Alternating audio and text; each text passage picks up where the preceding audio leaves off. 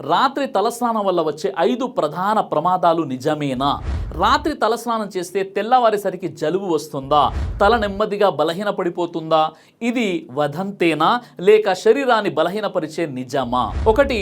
నిద్ర హార్మోన్లు డిస్టర్బ్ అవుతాయి. రాత్రి తలపై చల్లటి నీళ్ళ వల్ల బ్రెయిన్ టెంపరేచర్ డౌన్ అవుతుంది. మెలటోనిన్ స్లీప్ హార్మోన్ తగ్గుతుంది.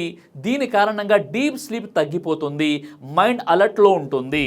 ఇక 2, వెంటనే తల ఆరనప్పుడు తల తడిగా ఉంచి నిద్రపోతే తల భాగంలో తేమ నిలిచిపోతుంది.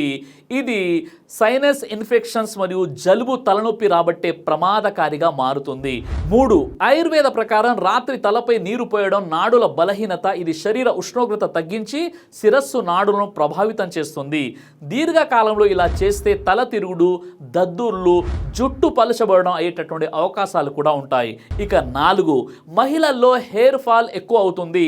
రాత్రి తల తడిగా ఉంచడం వల్ల బ్లడ్ సర్క్యులేషన్ తక్కువగా ఉంటుంది. కేశ మూలాలు బలహీనపడతాయి. హెయిర్ లాస్ అయ్యేటటువంటి అవకాశం కూడా ఉంటుంది.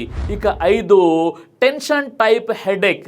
తల తడిగా ఉండడం చల్లదనం వల్ల ఇది నిదానమైన తలనొప్పులకు దారితీస్తుంది.